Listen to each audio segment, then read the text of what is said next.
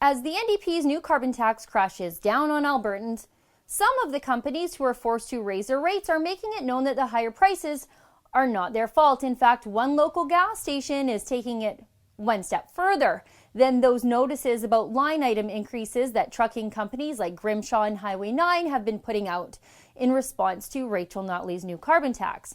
Country Boys Tempo near Ardrossan, Alberta, has placed handouts at their tills explaining how Rachel Notley's carbon tax will affect gas prices at the pump.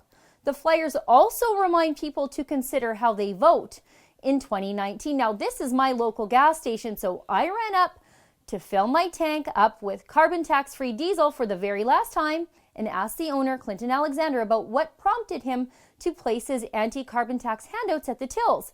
And I asked him about some of the feedback he's receiving for it here. We put the flyer out to explain to our customers the carbon tax that's coming on January 1st that shows the price of gas going up by 4.49 cents per litre and diesel 5.35 cents per litre.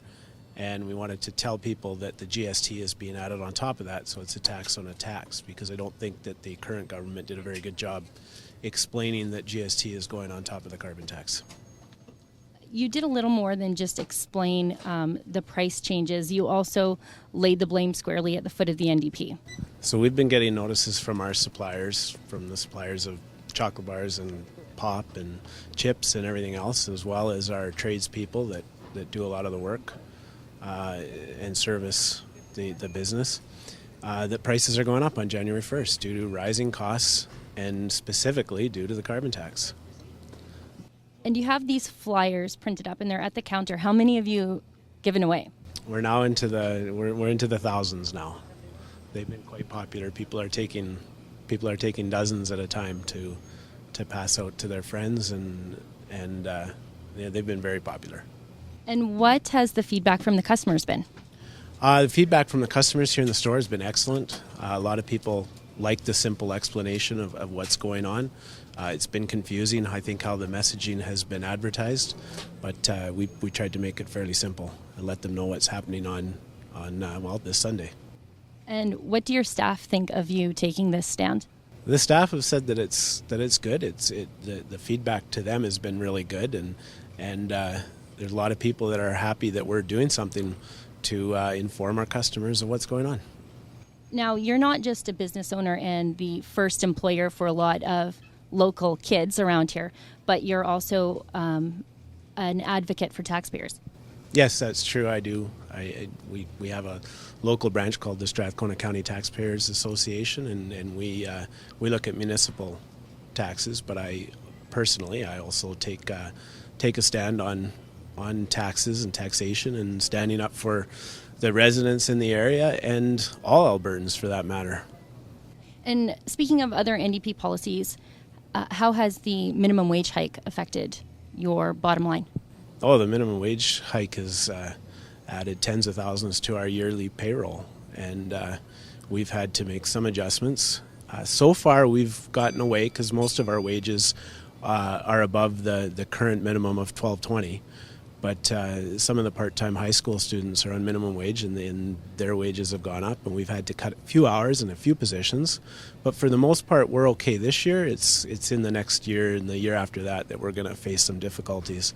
But this year alone, it's tens of thousands of dollars. It'll be that next year and that the year after.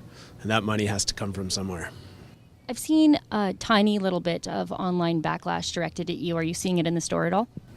No, we haven't. We've seen maybe one or two people that have a few questions that have been concerned a little bit about it. But I think what we've done is factual. We've just put out the truth.